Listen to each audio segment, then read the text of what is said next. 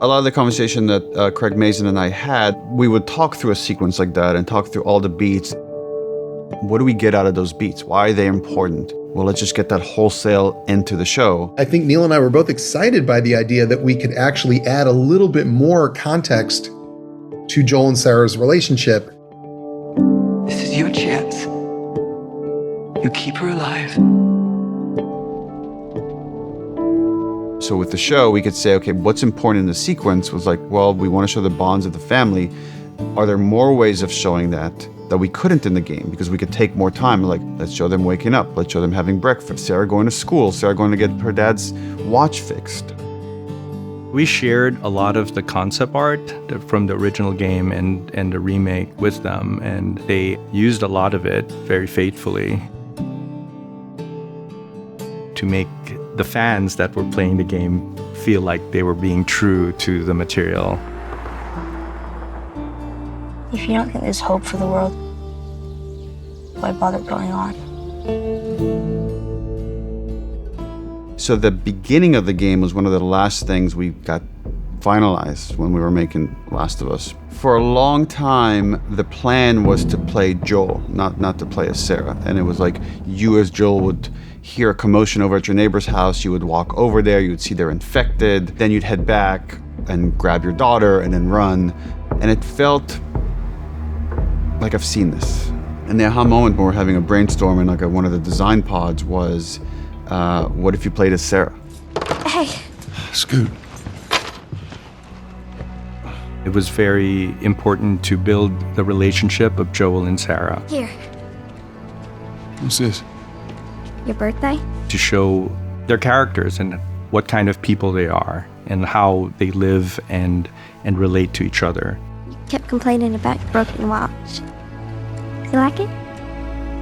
And then when things change, when things go bad. Dad? Daddy? The fact that you're seeing it through like a very innocent child made everything creepier, scarier. You in here? Quiet sounds mixed with the TV was loud. There seems to be some commotion. We went to the window, the explosion shook the room. Oh, God. Everything was there to create this kind of uneasy tension. These kind of elements of like something is off until Joel comes in and then has to shoot his own neighbor. Jimmy, just stay back! Jimmy, I am warning you! Where the hell you been? You have any idea what's going on out there? I got some notion. Once you get into the car, you have tension being raised by police cars going through with all the lights spinning around. The view is very claustrophobic. Things are just very close to you. Army's put up roadblocks on the highway. You look at a sequence like that, as an animator, you're like, oh, this is something that you get really excited for, and then you get really terrified that you're doing because it's a big moment. With doing that, we have to kind of really pull your attention to where we want it to be. That's Lewis's farm. We do that with sound, we do that with animation, we do that with lighting, with fire. All of that is something that an animator put love and care into to make sure it happens exactly the way you're seeing it. But maybe one of the most important things to show in that drive was the family that's asking for help. Let's see what they need. At that moment, Joel shows you who he is. Who do you think you're doing? Keep driving. I got a kid, Joel. So do we. We have room. Keep driving, Tommy. And Joel is somebody, to survive, he has to control his environment to the best of his ability and make decisions based on what keeps them alive. He's going to do everything he needs to take care of his daughter.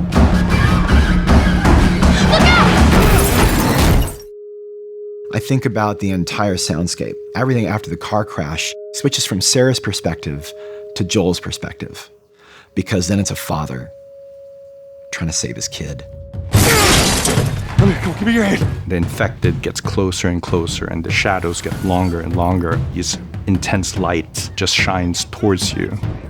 It settles into the worst thing possible when you think that you're almost at the finish line, and then Sarah dies.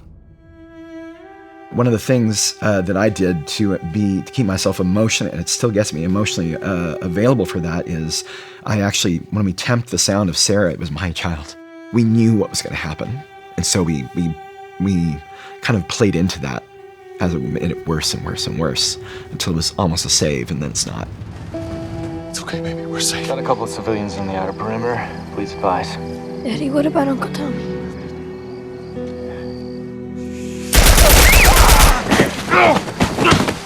The choices we made were authentic, right? We didn't want to stray away. We wanted to make it grounded. Sarah. Move your hands, baby. I know, baby. I know. It's very powerful to have such a specific beginning to mark and shape the identity of the character thereafter for the rest of the game and for the rest of the show. The simplicity of Sarah's death was actually really hard to get to, and we worked at it so hard. And Hannah Hayes, who played Sarah, did such a fantastic job. She was so believable as like a child dying.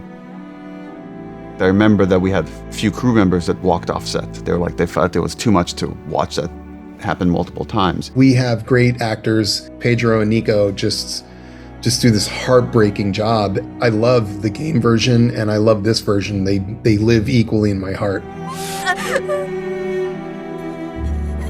Sarah. Baby. Don't do this to me, baby. Don't do this to me. Always accessible, always readable, always raw. And I think to try and be honest to that as much as possible was a huge push. Please don't. Please.